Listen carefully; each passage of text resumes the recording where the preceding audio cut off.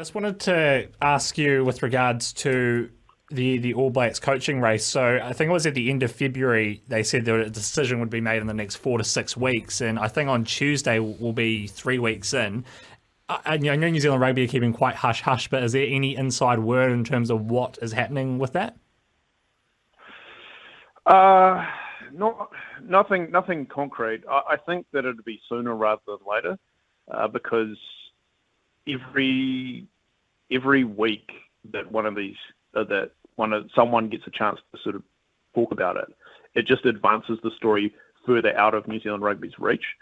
I think that the next announcement that they're going to make will simply be an announcement of another announcement, which is we will select a coach on this date.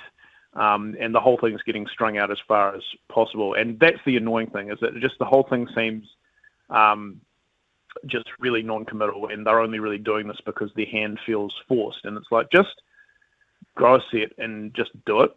You know, like you had your chance last year when the All Blacks got off to that awful start to the year, and you said, no, we totally back Foster, and now you've come out and said, now we're going to go for a new coach, which means you don't actually even believe what you said yourselves last year.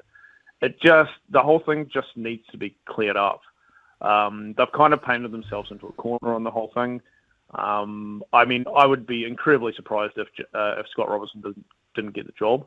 And then we can start actually talking about the future, because he's going to come in with a pretty big broom and change a few things in that whole All Black setup. And we're already starting to see some of the management see the writing on the wall for them as well. We saw Gilbert Anoka, who's been with the All Blacks for about 20 years now, say that he's not going to be part of the team from next year on. So I'd expect to see a few more guys like that drop out of the All Black management role, or at least signal their intention to finish after the World Cup, because that whole setup in itself is probably as big a conversation as the coaching role. I agree. Something has to happen sooner rather than later, because as it stands right now, we're losing Tier 2 players offshore, like Nankivell. I just can't even believe that they've let him go with what is already leaving and could still well be leaving. That we're losing,